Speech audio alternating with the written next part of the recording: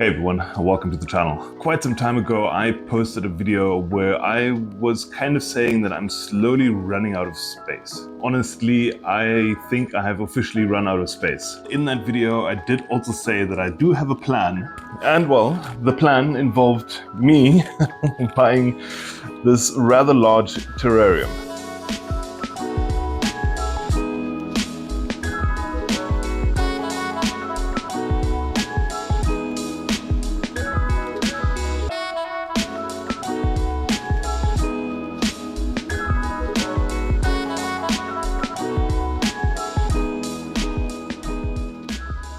So yes, I bought a very large terrarium, and well, it's made by the company Terra, and I think, or I believe, it's the second largest one that they actually produce and sell. The terrarium measures in at 45 by 45 by 90 centimeters tall. I'll put the inches up here, I'm not exactly sure, but the overall volume of the terrarium is, I think, 180 liters, which is somewhere around 47 gallons, so it's quite large. Now, one cool thing about this terrarium is this bottom glass right here. It's actually pretty tall and it measures in at 22 centimeters, so there's a lot of space for false bottom and a lot of space for substrate. For the ones who really love polydariums, that means you can actually also add quite a bit of water in the bottom here, and it'll hold roughly 40 liters. I think that's somewhere around 10 gallons, so quite a bit of space as well.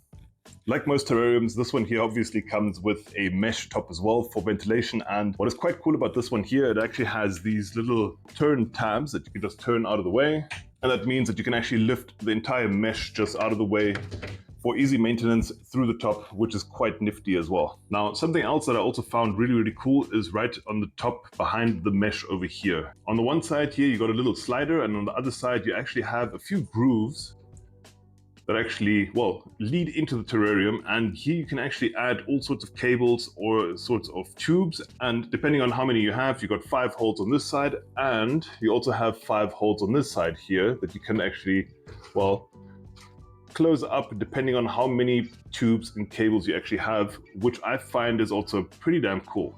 Now, as I try to do with everything on this channel, I try to go and find everything secondhand, third hand, and stuff like that to keep the price down as low as possible. And well, it was no difference with this terrarium over here. Now, I found the terrarium online on one of the secondhand platforms, and the seller was actually just selling it for 160 euros, which is extremely cheap. Plus, he also threw in 2 of these light units. Now, these light units are also made from Terra, and they're also not cheap, and getting 2 of them plus 4 bulbs saved me a lot of money, and these are also pretty cool. They got vented slots on the top, and they're also perfectly made for the ventilation grids right at the top.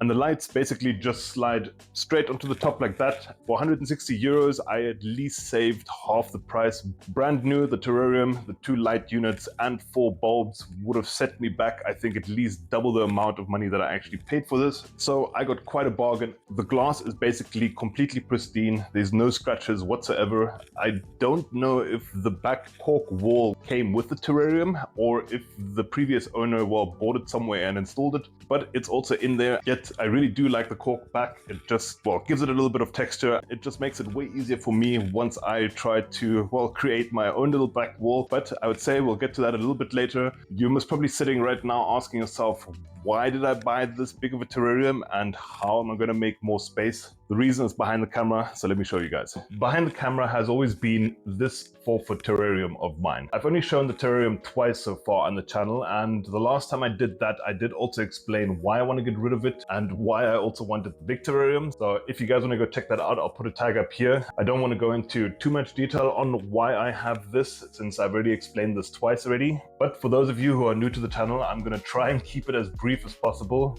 I've had this terrarium now for roughly 6 years. Before that, a friend of mine had it for roughly 4 or 5 years, and he got it from a friend of his. It has been handed down quite a few times. The terrarium is pretty old already. It's got quite a few cracks in the bottom left corner. The silicone holding the ventilation mesh on the top and on the front here is slowly but surely letting go. There are bigger openings in the sliding doors where some feeder insects do sometimes get out. There's also 2 large holes on the top for cabling and all of that, and it is an absolute pain to try and, well, keep them closed, especially if you run cables through it. And obviously it's a 4-foot horizontal tank. For the animals that came with this terrarium, this is unfortunately also not the ideal layout. Now, with the tank came 2 day geckos, and the scientific name of them is Phelsuma clemeri or clemeri, depending on how you want to, well, pronounce it. And the common name is the yellow-headed day gecko, the Clemos gecko, the neon day gecko, or the one that I actually love the most is the cheerful day gecko. As mentioned, I had the terrarium for quite a long time already. My friend had the terrarium for quite a long time already, and his friend did breed the geckos. So these geckos, they're not the youngest. When I took over the terrarium, I was planning on actually rescaping the inside. Unfortunately, as mentioned, with all the flaws of the terrarium, I never actually took that step and was always planning on actually getting the vertical big terrarium. Though in the beginning of 2024, even before I actually started off this channel, I was actually planning on getting rid of the terrarium completely and not actually having a terrarium at all. This then goes back just a little bit further, and in December of 2023, me and my wife went on a 4-week holiday, and I asked a very, very good friend of mine to take care of the animals that I had at the time, which was one aquarium and obviously the day geckos. Now, he did an excellent job, and I'm still very, very grateful and thankful for that. Though, once we got back from our holiday in January 2024, I would always, every single day, take a look into the terrarium to see if I could actually find the geckos. Days went by and days turned to weeks, and I just never saw one of the geckos, unfortunately. Eventually, weeks turned to months, and still, I just never saw a single gecko, though I always kept on watering the terrarium and always threw some feeder insects in here and then just to see if there was any sort of movement or any life. But unfortunately, well, months just went by and no signs of life. About 7 months later, I was actually busy filming a video for you guys, and whilst I was filming, I just saw some movement in the side of my eye, but I'll play the clip for you guys now. So yeah, he basically so yeah. Oh, no way. What? Gecko.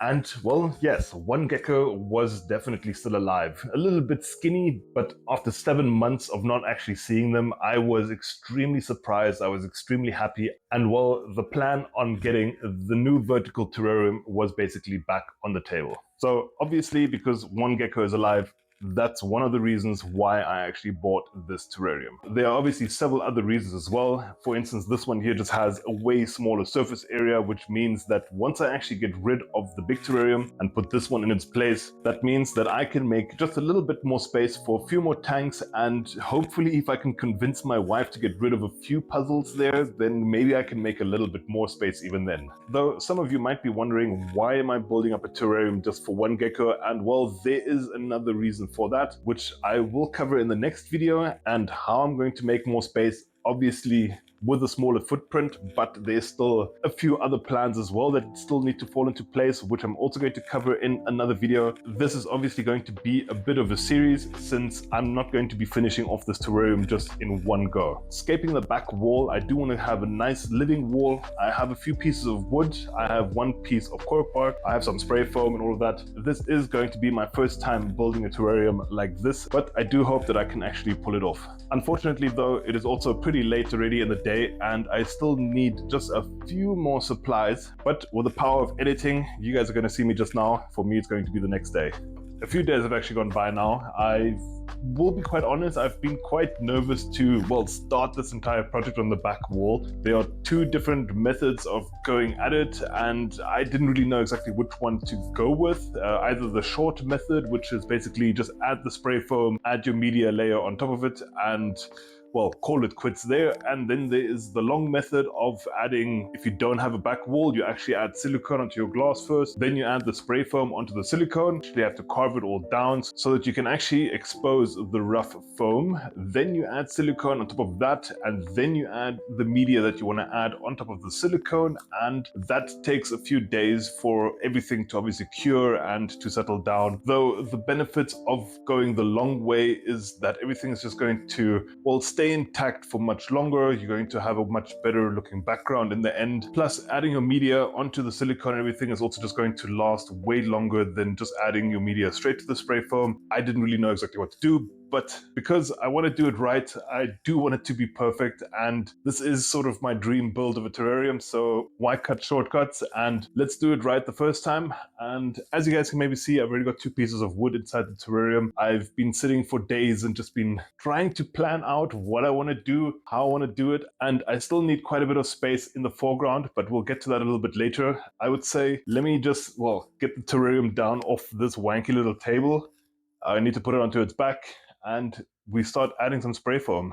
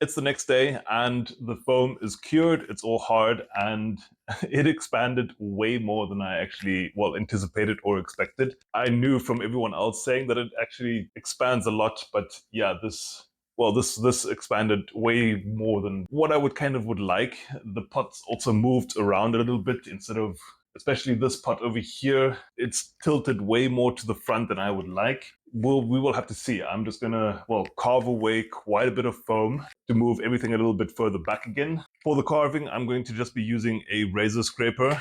This one here, very, very cheap, and just a cutting knife for cutting away quite a bit of foam. And the main reason to carving away quite a bit of foam as well is to expose the rough foam underneath all the smooth foam, so that the silicone that I'm going to be adding afterwards can actually stick properly to the foam. The smooth surface of the foam is not going to allow the silicone to properly adhere to it. By carving the foam as well, you can also just put in way more detail and, well, give it a more of a stone texture look instead of the, well, bubbly spray foam look. So I'm just going to go and carve away.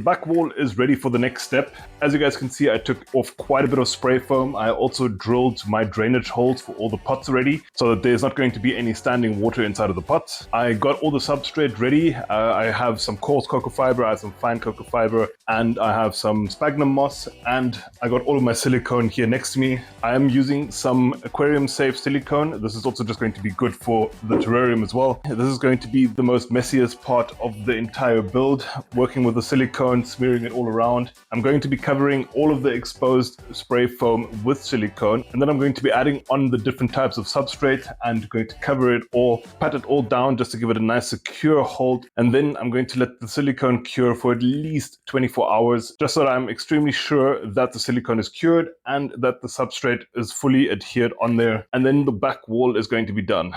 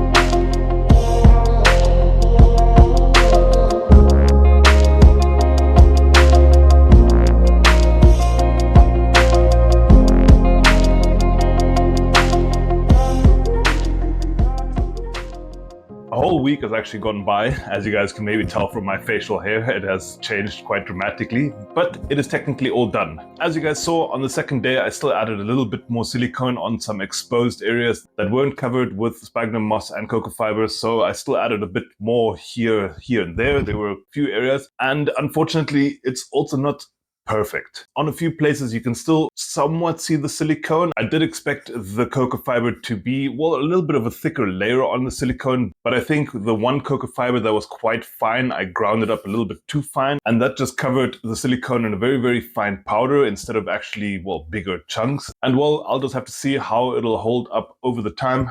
But for the places where the silicone is, well, it's somewhat visible, I am going to be covering all of that up with a secret ingredient that I'll show you guys a little bit later.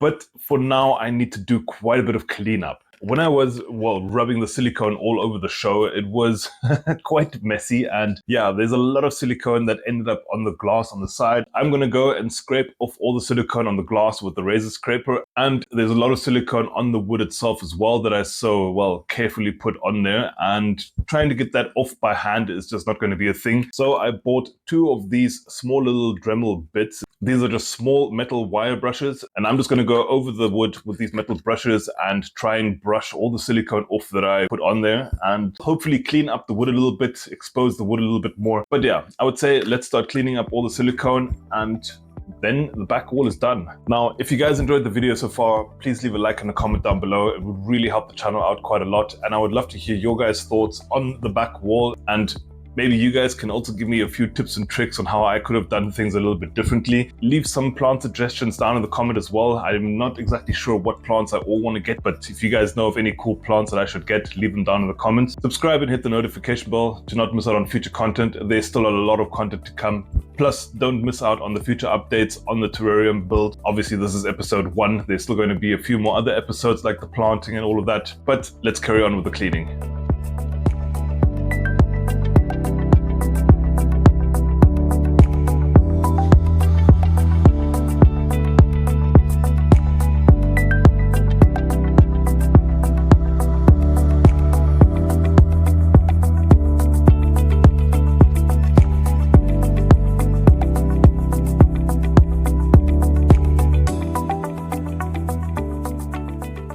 unfortunately, my Dremel, well, just gave up on me. I was actually making quite good progress on getting the silicone off the wood. The little wire brush was actually doing quite a good job, and yeah, then all of a sudden the Dremel just stopped working, and I tried it out in multiple different plugs and it's just not working. So this is quite a bummer. I had this thing for, well, at least 10 years now, so it's kind of sad that it actually broke down now, but oh well, that's it with getting the silicone off the wood for now. I'm obviously going to get a new Dremel. As you guys saw, I got the silicone off the glass as well. I cleaned off the edges a little bit. Again, it is not perfect, but I'm still very happy with it and the way that it turned out. Otherwise, I would say that this is done for now. I really love the way that this turned out. The whole adding spray foam, then adding silicone, then adding the media onto the silicone is a very tedious, messy, and a very long process. But if you have the time, definitely go the long method. It is most probably going to be better in the long run, and in the end you can also just make it look way better by actually sculpting the back wall to your liking once the spray foam is dry, and then add the media onto that. I'm going to call it here for now.